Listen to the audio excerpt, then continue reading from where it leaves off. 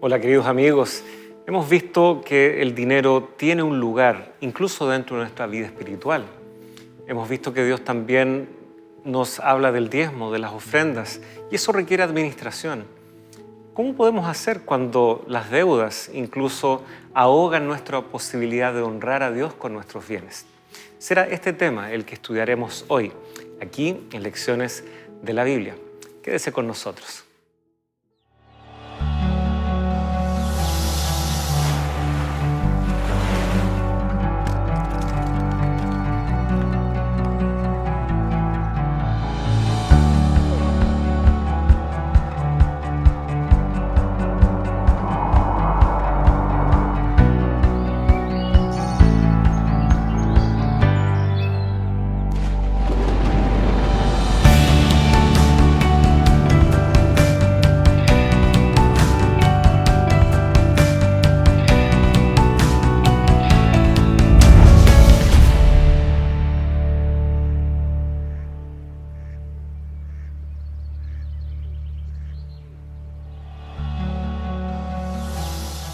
Esta semana, ¿cómo afrontar las deudas? El rico domina al pobre, y el que toma prestado es siervo del que presta. Proverbios capítulo 22, versículo 7.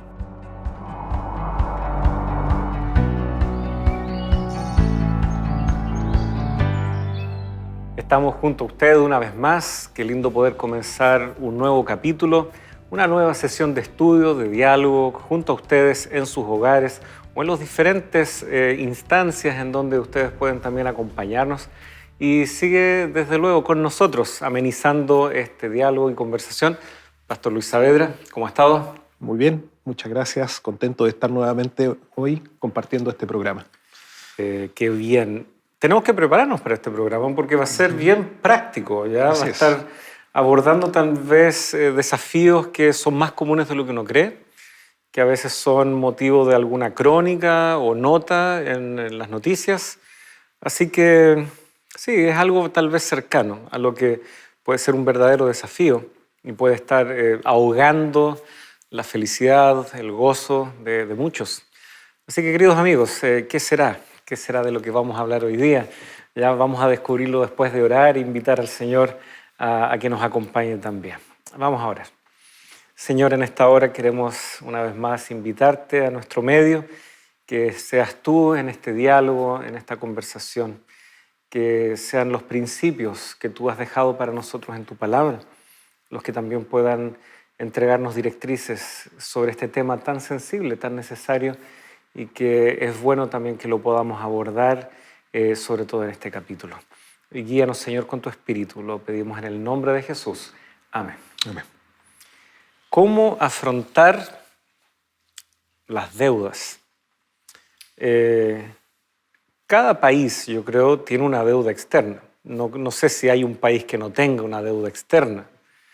Algunos países, y recuerdo haber estado en el periodo final de mi enseñanza media, de estudios, ¿no es cierto?, medios, en un país en donde la profesora de Historia y Estudios Sociales dijo: nuestra deuda externa ya no es para pagarla, es para administrarla, porque era muy grande la deuda. Creo que un país no tiene cómo evitar eso. Estamos hablando de grandes inversiones y proyectos que, bueno, pero Dios tiene consejos para nosotros, que somos sus hijos, en donde si tomamos ciertas decisiones y seguimos estas orientaciones, debiéramos poder también vivir y experimentar la dicha de no tener esto ahogando, como decíamos hace unos momentos atrás, una vida que puede ser disfrutada con unas finanzas saludables, con las bendiciones que Dios nos ha dado y pudiendo ser bendición. Hay ciertos principios que quedaron establecidos en el Antiguo Testamento. Siempre es bueno ir ahí a los orígenes. ¿Qué esperaba Dios de su pueblo? ¿En qué cosas no debieran ellos haber incurrido? Y que si eran fieles podría haber sido, ¿no es cierto?, muy diferente el escenario si no solo ellos, sino también nosotros como hijos de Dios practicáramos estos mismos principios. Sí, mira, como tú mencionabas, las deudas es una cuestión transversal, ¿no? Y hasta podríamos decir que llegamos a pensar que no podemos vivir sin deuda. Tú mencionabas claramente, los países, los gobiernos tienen deuda, empresas tienen deudas, personas tienen deudas. Y el sistema en el cual vivimos nos insta a pensar que para construir una vida tranquila, con bienestar, no puedo hacerlo si no es a través de deuda. Es decir, tengo que endeudarme. Si quiero lograr algo en la vida, tengo que endeudarme. Si quiero comprar algo, tengo que endeudarme. Y el sistema financiero no nos da libertad, por decirlo de alguna manera. Es decir, trata de esclavizarnos en un sistema justamente donde la deuda trae consigo el interés y donde finalmente terminas cancelando y pagando mucho más de lo que a lo mejor lo que estás adquiriendo verdaderamente vale, ¿no? 2 veces o hasta 3 veces más, dependiendo del tiempo, ¿no es cierto?, que esa deuda se arrastre. Pero la gran pregunta es esa. Como cristianos, ¿podemos vivir una forma diferente o distinta a lo que el mundo o la sociedad nos propone? ¿Era el plan de Dios ese originalmente para su pueblo? ¿Será que hoy, en este siglo XXI, donde el sistema nos lleva o nos arrastra, ¿no?, a vivir endeudados, será que nosotros como cristianos podemos romper finalmente con esa atadura, con esa cadena o con ese círculo vicioso, ¿no?, por decirlo de alguna forma, y volver a los principios de la palabra de Dios? Y mira, en la Biblia vamos a encontrar algunos textos que son bastante interesantes con respecto a eso. Por ejemplo, Deuteronomio capítulo 28, versículo 1, 2 y 12 específicamente. Podemos leer ese texto, Deuteronomio capítulo 28, versículos 1, 2 y 12. Y ahí Dios le está entregando un claro consejo a su pueblo con respecto a esto. Dice así: acontecerá que si oyes atentamente la voz de Jehová tu Dios para guardar y poner por obra todos sus mandamientos que yo te prescribo hoy, también Jehová tu Dios te exaltará sobre todas las naciones de la tierra y vendrán sobre ti y te alcanzarán todas las bendiciones si escuchas la voz de Jehová tu Dios. Entonces, Dios espera de su pueblo una respuesta en obediencia. Y el texto dice que el pueblo debe escuchar atentamente la voz de Dios. Ya en capítulos anteriores mencionamos qué significa este concepto, ¿no? El Shema de escuchar. Dios está diciendo, en otras palabras, practícalo. O sea, vívelo, ponlo en práctica. Y sabes, ahí está la bendición de Dios. Cuando los consejos de Dios, las orientaciones de Dios, los principios de Dios son puestos en práctica, es cuando nosotros vemos esa bendición real. Y mira, y en el versículo 12 agrega lo siguiente: te abrirá Jehová su buen tesoro, el cielo, para enviar la lluvia a tu tierra en su tiempo y para bendecir toda la obra de tus manos. Prestarás a muchas naciones y tú no pedirás prestado. Entonces, ¿hasta dónde quería alcanzar la bendición de Dios a su pueblo? Dice, a tal punto que su pueblo no necesitara depender de otros para su subsistencia, sino únicamente de la bendición de Dios, administrando con sabiduría lo que Dios les estaba entregando para vivir. A tal punto, dice el texto, que ellos no tendrían que pedir prestado, sino que incluso otros vendrían para encontrar sustento en lo que Dios bendecía a este pueblo. Entonces ya aquí encontramos un primer consejo y una orientación clara. Primero, es decir, si nosotros queremos aprender a vivir una vida ordenada, una vida libre de deudas, entonces tenemos que primero hacerle caso a Dios en sus orientaciones, sus consejos, sus principios y aplicarlos. Y en segundo lugar, obviamente, eso es claro, la bendición de Dios viene como consecuencia también de esa obediencia. Y por lo tanto la bendición de Dios se relaciona justamente con esto, es decir, que no vivamos una vida esclavizada donde nuestro sueño sea tranquilo, donde reposemos y pongamos nuestra cabeza sobre la almohada sin la angustia de pensar que el día de mañana tal vez no tengo dinero para subsistir o para comer, porque finalmente el dinero que es para comer, hoy día las deudas me lo están comiendo, ¿no?, por decirlo de alguna forma. Entonces aquí ya vamos encontrando este concepto, ¿no?, que implícitamente entonces, ¿qué es lo que presenta aquí Dios? Ya que su pueblo no se encargaría o no viviría, digamos, viviendo de esta forma, no caería en las deudas, entonces Dios le está diciendo a su pueblo que las deudas no son parte de su plan. ¿No? Podemos extraer también ese concepto. No es el mecanismo que, como tú bien decías, no a veces se da por sentado. O sea, imposible alcanzar esta meta sin una deuda. y al mismo tiempo vemos de que no es parte del plan de Dios pensar y abordar la vida de esta manera. Y el sistema te empuja a eso. Por ejemplo, antes se privilegiaba o se premiaba cuando tú ibas a un lugar y comprabas no sé, un artefacto, un mueble, y tú lo comprabas al contado. Y tú le decías a la persona, mire, si se lo compró al contado, bueno, al contado tiene este descuento, ¿no? Y se privilegiaba eso, no tener deuda.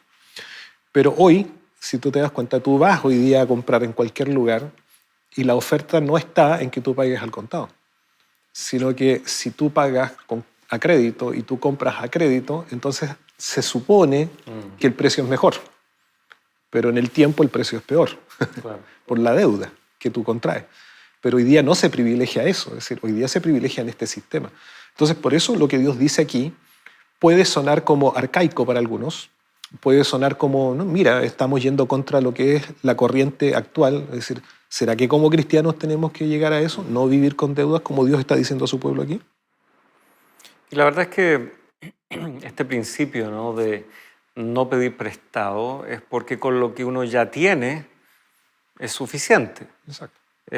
Si yo siento de que no me alcanza o no tengo todo lo que quiero y mis ingresos son simplemente los que ya están establecidos por mi contrato de trabajo, o qué sé yo, no me va a quedar otra que, claro, aprovechándome y valiéndome de un sistema que hasta me lo facilita, empiece a vivir fuera de una realidad, fuera, ¿no es cierto?, de ciertas barreras naturales que yo también debo respetar.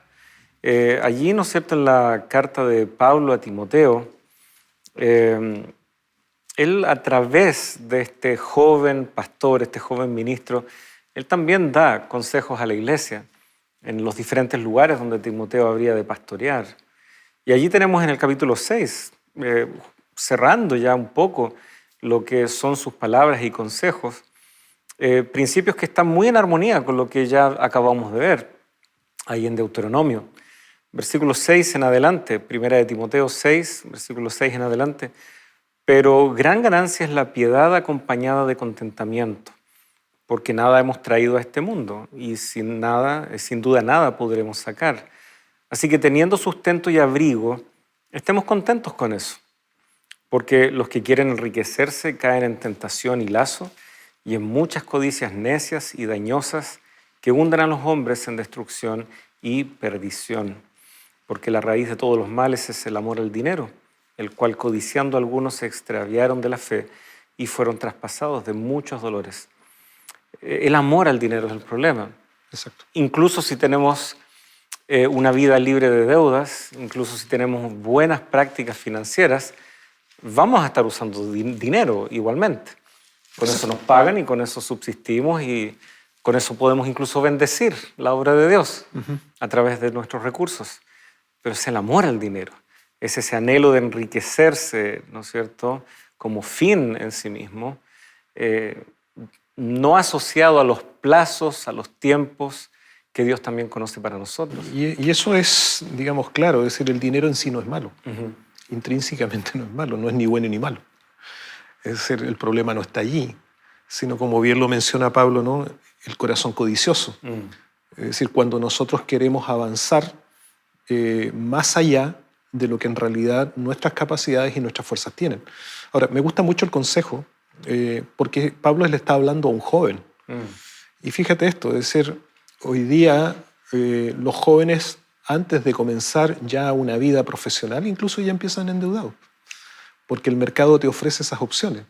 Sobre todo los que están en carreras o estudios profesionales, universidades, te ofrecen cuentas corrientes, te ofrecen tarjetas de crédito, etc.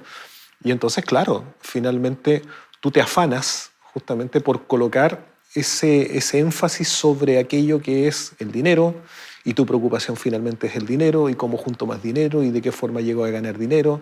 Y entonces comienza esta dinámica en la cual te entrampas. Y pasa lo que se menciona aquí, ¿no? Lo que Pablo le está diciendo, por lo tanto, a Timoteo en esto. Es decir, finalmente pierdes el foco, pierdes el sentido de la vida. Priorizas cosas que son totalmente temporales, transitorias, porque Pablo dice claramente, es decir, todo esto que alcanzas aquí, todo esto que logras a través de las deudas, ¿no? Que te preocupas por construir, ¿hacia dónde lo vas a llevar después? O sea, una vez que mueres, como dice el sabio, ¿no es cierto?, en Eclesiastés, al Seol, al sepulcro, a donde vas, no hay obra, no hay trabajo, no hay ciencia, no hay sabiduría. O sea, aunque los egipcios se enterraban, ¿no es cierto?, con todo lo valioso para la vida siguiente. No, y no solo los egipcios, es interesante ver cómo muchas culturas antiguas tenían esto como algo muy transversal, ¿no? No solo por Medio Oriente, también por estas latitudes, ¿no es cierto?, en las Américas vemos que ciertas culturas también practicaban esto. Ahora lo vemos como algo pintoresco, por decir así, y tendemos a ver en esas sociedades tal vez creencias o formas de ver la vida que nos parecen hasta inferiores a nuestro mundo con tanta tecnología, con supuestamente tanto conocimiento, pero en el fondo pareciera que la gente vive realmente pensando que se va a llevar algo una vez que muera. Exacto. Es tanta la ambición. Bueno, hay un concepto aquí, es el amor al dinero, el raíz de todos los males es amor al dinero. Nuevamente, amor no es algo malo. No. El amor es uno de los principios más sublimes y proviene justamente de Dios. Y es una decisión también. Si tú decides amar. Así es. O sea, tú decides finalmente colocar tu atención, tu voluntad en algo que entiendes que es prioritario y que es importante para ti. Y en este contexto, ¿no es cierto?, se está planteando eso, es decir, cómo ese amor hacia lo temporal, hacia lo material, puede llegar a nublar el entendimiento por sobre lo que significaría la prioridad que es nuestro amor y esa relación con Dios. Y justamente está ahí. Alguien podría decir, bueno, el dinero no me va a apartar de Dios. El amor al dinero yo creo que lo puedo hacer compatible con mi devoción a Dios, pero si le creemos a Jesucristo, y ya lo hemos mencionado en un capítulo, ¿no es cierto?, anterior, esta noción de la riqueza y la tensión que haya respecto a Dios es muy real. Si volvemos a este muy conocido capítulo 6 de Mateo, tenemos aquí este versículo y luego de la pausa podremos ahondar un poco más ahí. Ninguno puede servir a dos señores. Mateo 6:24. Porque o aborrecerá al uno y amará al otro, o estimará al uno y menospreciará al otro. ¿Y qué ejemplo concreto pone Jesucristo respecto a cuáles son estos dos señores en pugna? No podéis servir a Dios y a las riquezas. Por lo tanto, si somos cristianos, si le vamos a creer a Jesucristo, Él nos está diciendo de manera muy clara de que el poder que tiene este amor al dinero es tan fuerte que pareciera que lo único que puede rescatarnos de aquello es el amor de Dios. Así de fuerte nos resulta para nosotros como cristianos. Así que vamos a ir a la pausa, queridos amigos, y ya estamos de regreso aquí en Lecciones de la Biblia para explorar y ramificar justamente los significados que brotan de este versículo.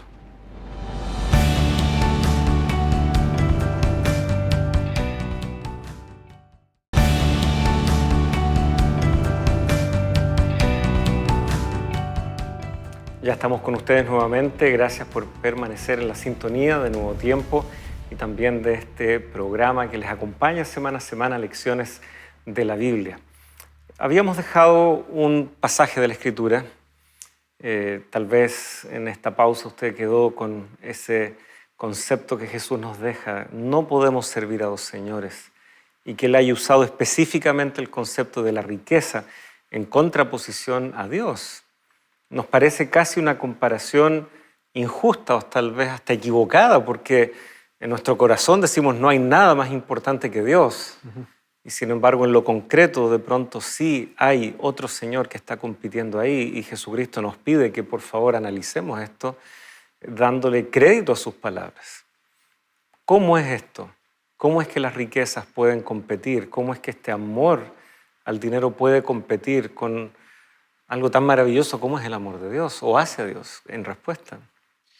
Claro, bueno, y esto se centra, como veníamos conversando hace un momento, cuando nuestra preocupación está centrada en estos afanes que Jesucristo define, ¿no es cierto?, como estas preocupaciones o afanes temporales. El afán es aquello que acapara tu atención. No está malo el bienestar, es decir, no está malo el querer prosperar, Dios no está en contra de eso. Lo veíamos recién o hace un rato atrás cuando leíamos el texto de Deuteronomio. O sea, el propósito de Dios era que su pueblo fuera prosperado. Pero la pregunta es cómo debe llegar esa prosperidad. Es decir, llegando a un desequilibrio, llegando finalmente a anular nuestra relación con Dios y por lo tanto pensando que es nuestro esfuerzo lo que finalmente nos tiene que llevar a eso. Es decir, cuando nosotros comenzamos a priorizar, ¿no?, el dinero como lo más elemental o lo más importante para la vida, y donde Dios finalmente no se hace partícipe de esa experiencia cristiana o de esa forma de vida, entonces, claro, el dinero se va transformando poco a poco en nuestro corazón en aquello que es lo primordial, ¿no? Y entonces va a esta pugna, por eso se transforma en el Dios de este mundo, dice. Porque, claro, por ahí hay un dicho, ¿no? Finalmente dicen por ahí que quien tiene el control del dinero tiene el control de todas las cosas, ¿no? Entonces, si tú tienes el poder adquisitivo en tus manos, entonces te sientes seguro. Si tienes el poder adquisitivo en tus manos, es decir, si tienes una buena cuenta de ahorro, entonces te puedes dar gustos, placeres y cosas que otro no tiene. Si tienes dinero, puedes tener estatus, ¿no? Y fíjate, o sea, el dinero que te permite... Bueno, puertas se abren, exacto, oportunidades se generan. Claro, puedes viajar, ¿no? Sí. Entonces, ¿a qué se impulsa finalmente? Es decir, si tú quieres lograr ese estatus, entonces tienes que tener dinero. Y como no puedo tener dinero, tal vez porque tengo estas limitantes, que tal vez mi trabajo no me permite llegar a ese nivel de estatus que me presenta la publicidad, que me presenta, ¿no es cierto?, la televisión, entonces yo caigo en este endeudamiento y finalmente el dinero se transforma en lo principal para mi vida. Y eso me hace relegar primero a Dios. O sea, Dios, su palabra, sus consejos, sus orientaciones pasan a un segundo plano o prácticamente a una inexistencia para muchos, ¿no? Y entonces finalmente esto me va alejando, alejando y alejando. De hecho hay un texto que también menciona Juan, primera de Juan capítulo 2, versículo 15 en adelante, dice: no améis al mundo, ni las cosas que están en el mundo. ¿Y por qué? Dice, porque las cosas del mundo finalmente pasan, los deseos de los ojos, los deseos de la carne, la vanagloria de la vida. El mundo pasa, dice, y sus deseos. Pero el que hace la voluntad de Dios es quien permanece para siempre. Entonces hay una contraposición también entre lo que significa vivir conforme a la voluntad de Dios y vivir conforme a lo que el mundo te ofrece o entra en parte, digamos, en estos placeres pasajeros. Uno te va a llevar finalmente a un gusto transitorio, pero no eterno, mientras que el otro camino te lleva hacia lo eterno y celestial. Entonces hay una lucha, hay una pugna entre lo material, llamémoslo así, y el valor que le damos a eso por sobre el valor de lo que significa Dios, quien finalmente, hasta Ageo 2:8 dice: mía es la plata y mío es el oro. Es decir, hasta incluso aquello que nos afanamos nosotros por reunir, por juntar, y que le damos tanta importancia y valor como el dinero, en última instancia dice Dios: bueno, es mío. es mío. Y entonces nos afanamos por buscarlo donde no está, por decirlo de alguna forma. Diciendo que todo el tiempo está con quien debiera ser. Exacto. Nuestro amigo, nuestro padre, etc. ¿Qué consejos, qué elementos pueden tal vez ser útiles para una persona que dice: efectivamente estoy entendiendo que Dios debe estar en primer lugar, no he estado con los hábitos adecuados, tengo que tomar ciertas decisiones radicales, pero no sé por dónde empezar? Mira, un primer consejo importante. En la epístola a los Filipenses, capítulo 4, Pablo dice así. Pablo nos habla acá del vivir, dice en el capítulo 4, versículo 11, dice, versículo 10, dice: en gran manera me gocé en el Señor de que ya al fin habéis revivido vuestro interés por mí. Ciertamente lo teníais, pero os faltaba la oportunidad para manifestarlo. Y él está hablando aquí de esta disposición de ayudar, ¿no?, que la iglesia tiene para con él en esta circunstancia de la cárcel. Y dice: no digo porque tenga escasez, pues he aprendido a contentarme cualquiera sea mi situación. Sé vivir humildemente y sé tener abundancia. En todo y por todo estoy enseñado, así que para estar saciado como para tener hambre, así para tener abundancia como para padecer necesidad. Primer consejo importante, es decir, si nosotros queremos salir de las deudas, tenemos que aprender a vivir con lo que tenemos. Y aprender a vivir con lo que tenemos significa aprender a administrar lo que tenemos. Ahora, ¿Cuál debe ser nuestra primera prioridad con lo que tenemos? Saldar deudas. ¿Sí? Y la primera deuda que nosotros tenemos que preocuparnos de saldar, si es que no hemos olvidado de ser fieles, es colocar a Dios en primer lugar. O sea, nosotros tenemos que entender, ya hablamos acerca de un principio importante que es el diezmo, ¿no? Y por lo tanto, no podemos nosotros querer saldar deudas si le estamos debiendo al dueño de todo. Entonces, yo sé, esto es algo que va obviamente en esa relación personal con Dios, pero no debemos olvidar que esto es un mandato de Dios. Entonces, si queremos realmente tener la sabiduría que Dios puede darnos para administrar lo que Él nos da, primera decisión, volvamos a ser fieles al Señor. Segundo punto importante, Pablo dice contentarnos y saber vivir con lo que tenemos. Es decir, en otras palabras, implícitamente está el hecho de, bueno, si ya tengo deudas, no puedo contraer más deudas. Hay gente que ha querido vivir en un sistema que le llaman, si no me equivoco, la bicicleta bancaria, ¿no? Es decir, me endeudo aquí y después para pagar la deuda de aquí, entonces pido prestado acá. Y con lo de acá voy pagando lo de aquí, ¿no? Y así me voy jugando hasta que la máquina finalmente te pilla o la bicicleta te atropella. Se corta la cadena. O se corta la cadena, ¿no? Hay que dar banda. La analogía ahí. Claro, entonces, finalmente, segunda cosa importante, o sea, si ya tengo deudas, no contraiga más deudas. Tercer consejo u orientación que nosotros deberíamos aplicar. Bueno, haga un listado, ordene y vea cuáles son las deudas que tiene y ordene desde la deuda más grande hasta la más pequeña.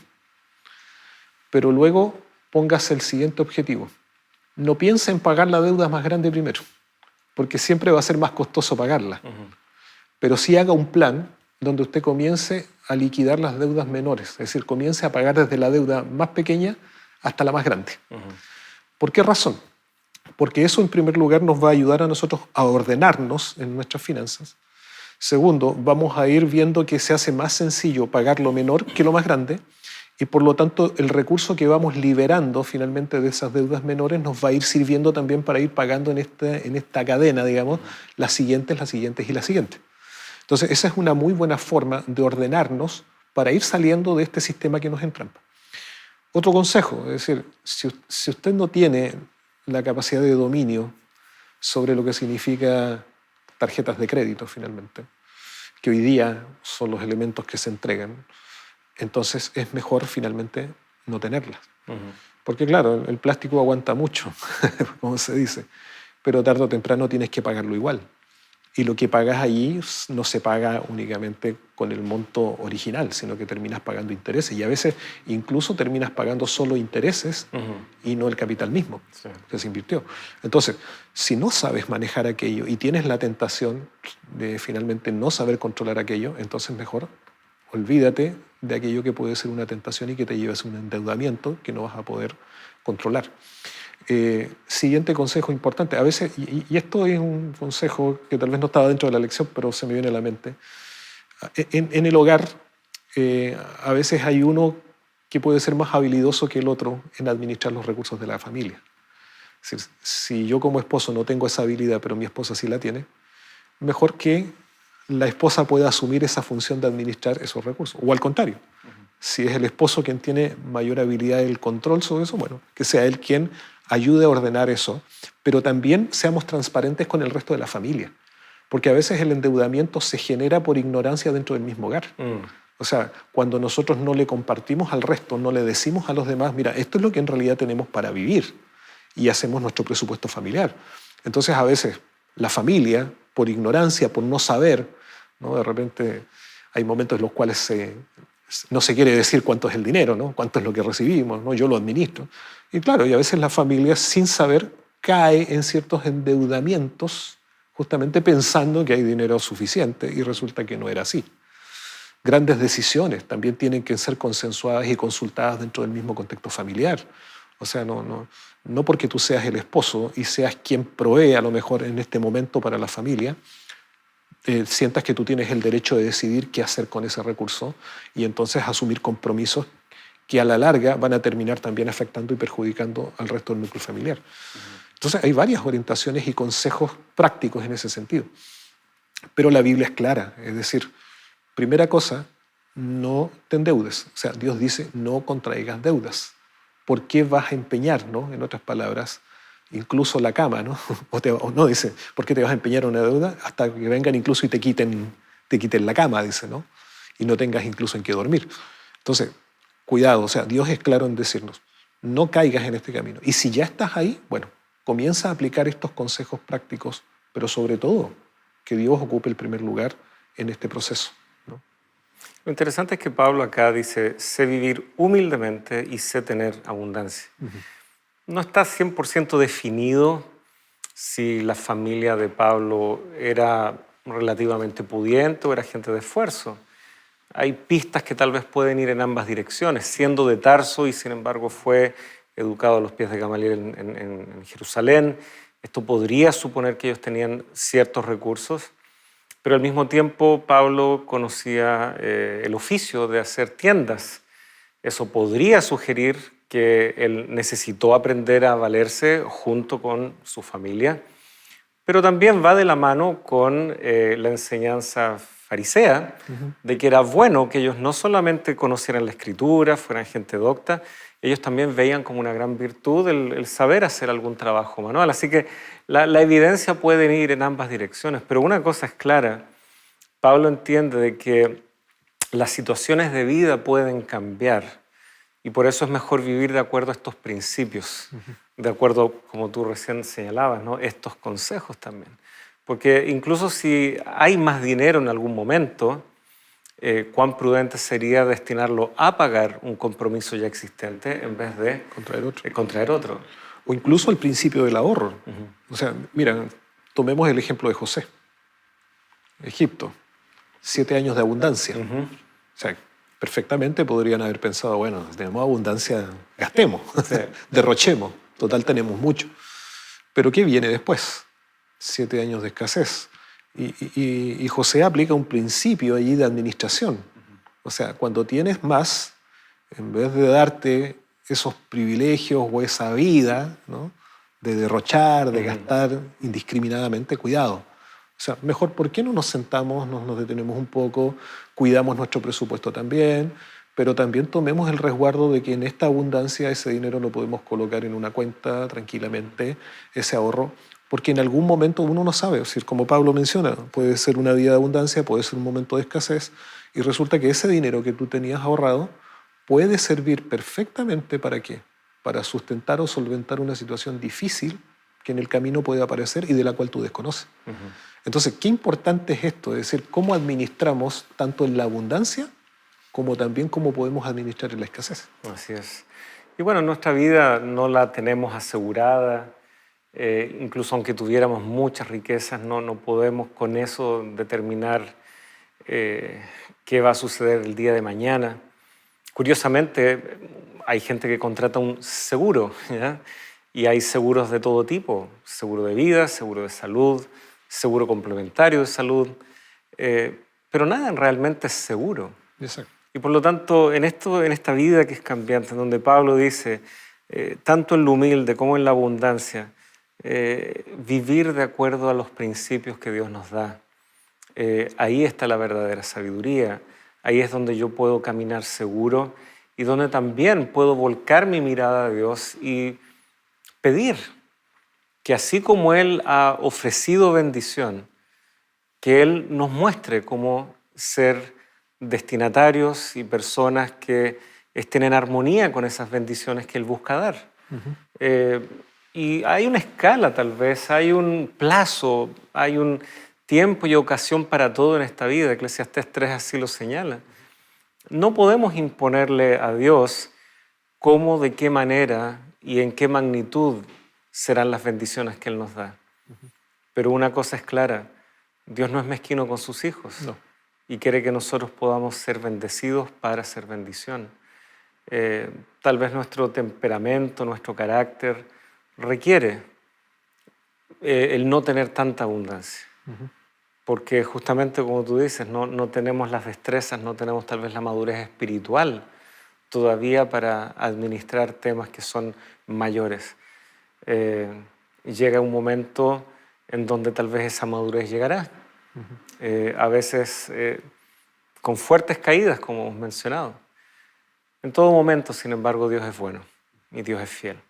Vamos en el siguiente bloque a explorar un poquitito si deudas que nosotros tenemos ya son un tema delicado, ¿cuánto más situaciones ajenas? Situaciones en donde en realidad pueden ser tan comunes, un familiar viene o una tercera persona que tal vez solo conocemos, o a ofrecernos, ¿no es cierto?, algo mágico, ¿no?, en donde nos podemos enriquecer rápidamente. ¿Cuántas crónicas hay en relación a eso? Bien, queridos amigos, después de esta pausa vamos a seguir explorando algunos de los elementos que se desprenden de estos principios, así que ya estamos con ustedes aquí en Lecciones de la Biblia.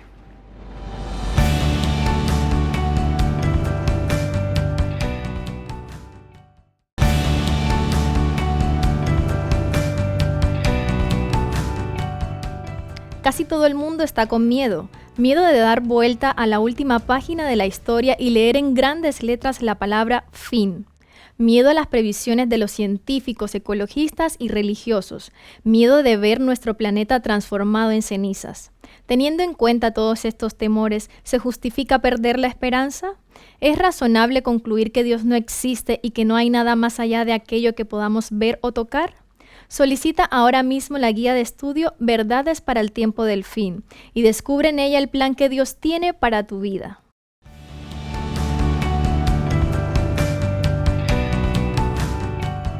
Un gusto regresar con ustedes después de esta breve pausa y como siempre ya es habitual, queremos reforzar, reiterar la invitación de la Escuela Bíblica de Nuevo Tiempo. Estos estudios son muy fascinantes, nos permiten entrar en ciertos tópicos que están bien focalizados. Sin embargo, la Biblia tiene un universo que se abre delante de nosotros y diferentes materiales están preparados y a disposición para ustedes. Por lo tanto, puedan rápidamente, no lo duden más, entrar en contacto a través de las diferentes plataformas y medios que Nuevo Tiempo pone a su disposición para recibir en su hogar de manera gratuita la palabra de Dios en la forma de estas guías de estudio, que su hogar pueda ser bendecido y que los principios eternos de Dios marquen la diferencia también en su vida. Ese es nuestro anhelo.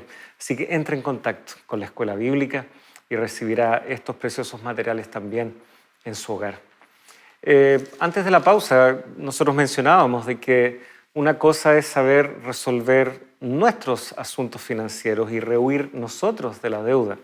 Sin embargo, nosotros no vivimos solos, ¿ya? A veces hay amigos, hay familiares que pueden acercarse a nosotros y puede ser muy tentador, puede ser hasta deseable poder tender una mano. ¿Cuál es la orientación de Dios respecto a esto?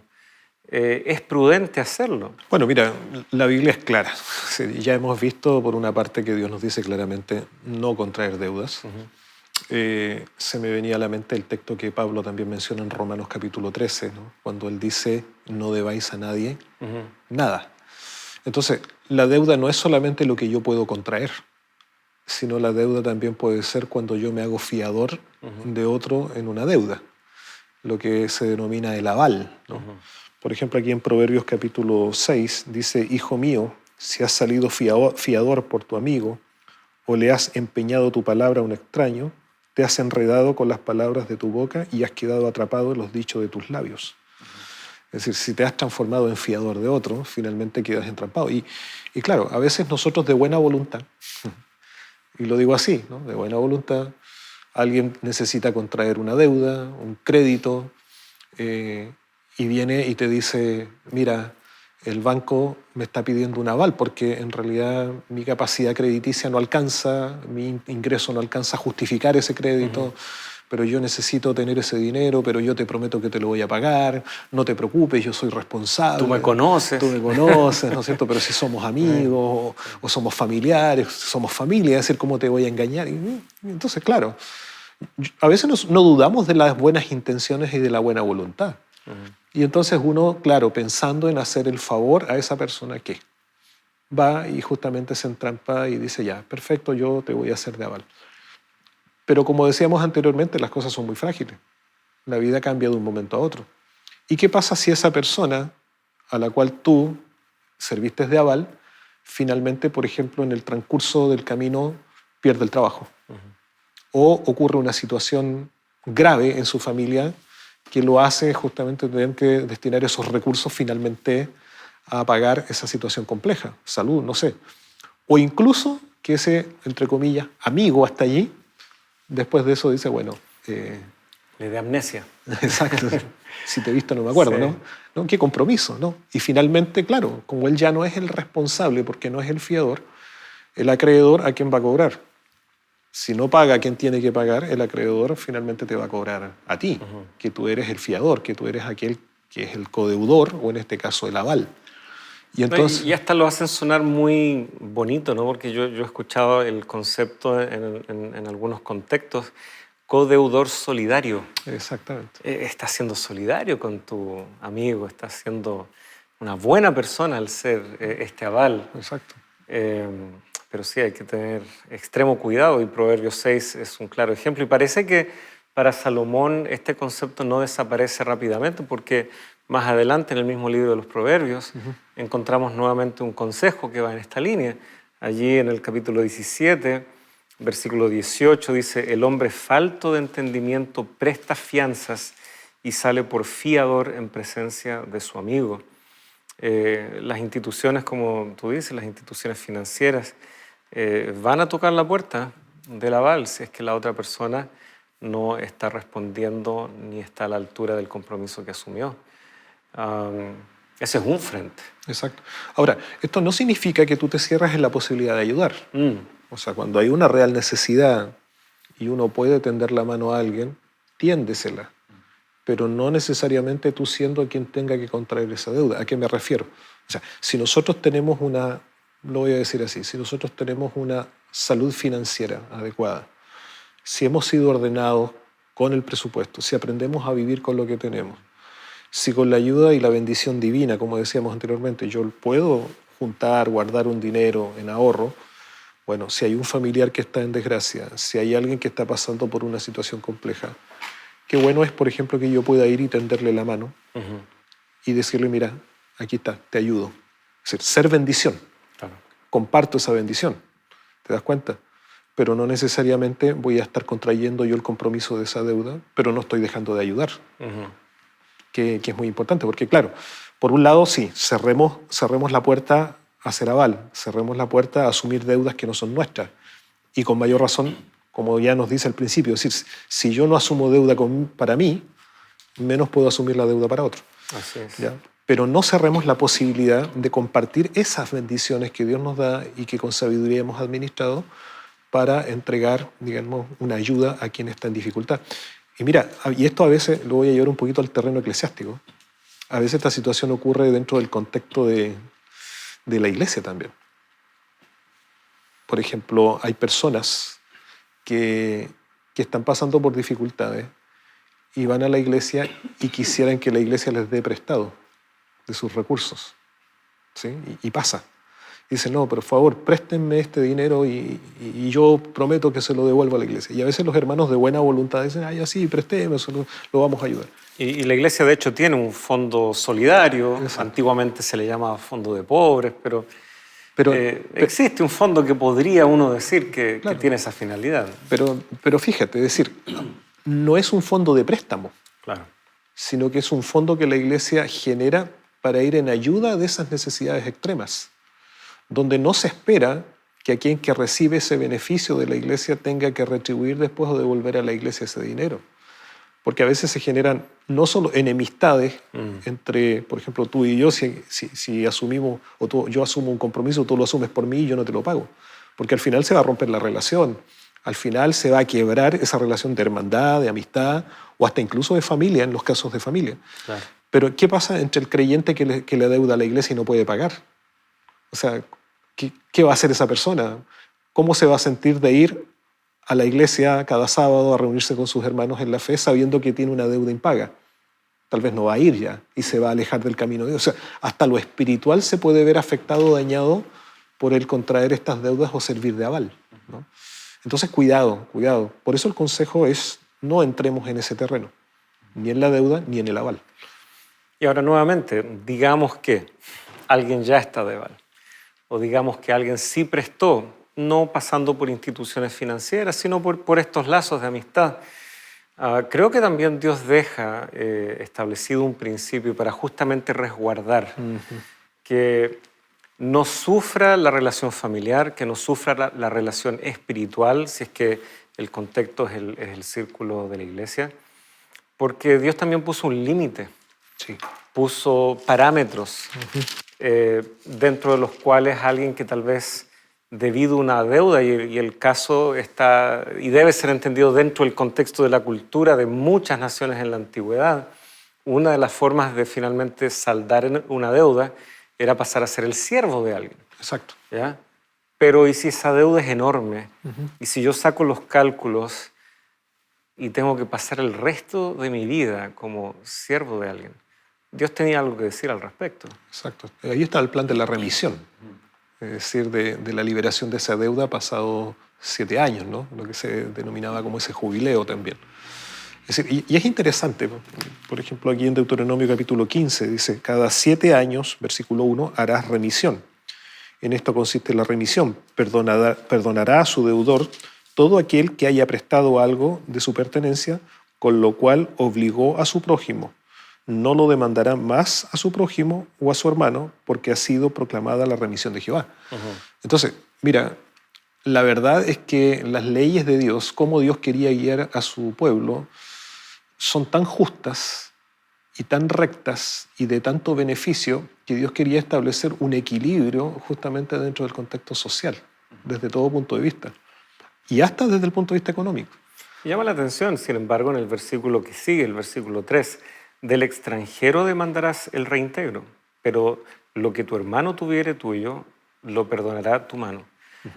Pareciera que el trato con el extranjero es distinto. El extranjero a veces se puede acercar con una lógica diferente. Tal vez el extranjero sí desea, no quiero ser tal vez, pero voy a usar la palabra, tal vez aprovecharse de esta bendición que Dios está dando a su pueblo. Y sin embargo, no, él también debe entender que es una responsabilidad que él ha asumido. Exacto.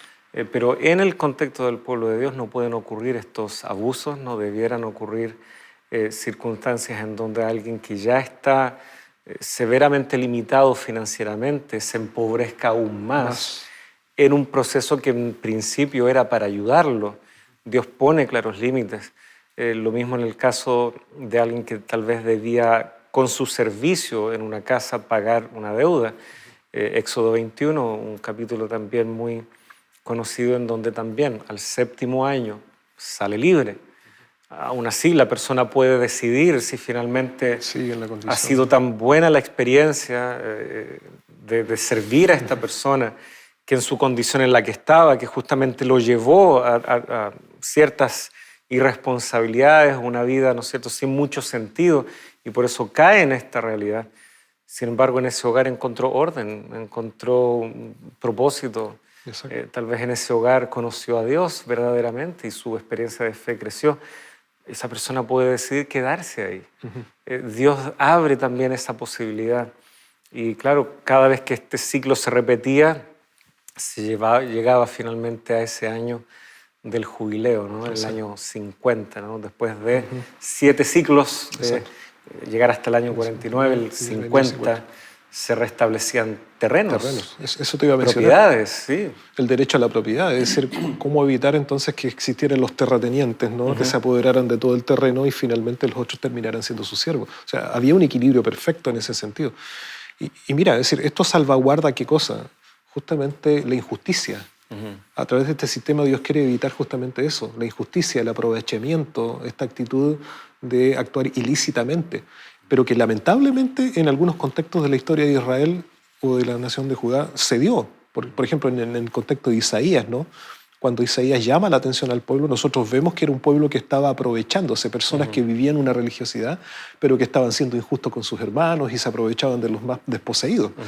Lo que era totalmente contrario al ideal que Dios tiene en su palabra. Entonces, mira, cuando nos alejamos de Dios, de los planes de Dios, de los principios de Dios, perfectamente nosotros podemos caer en la avaricia, en el orgullo, en el egoísmo y utilizar malas prácticas para lograr una riqueza, un bienestar material de una manera inadecuada, ilícita, en desmedro finalmente del que es tu hermano.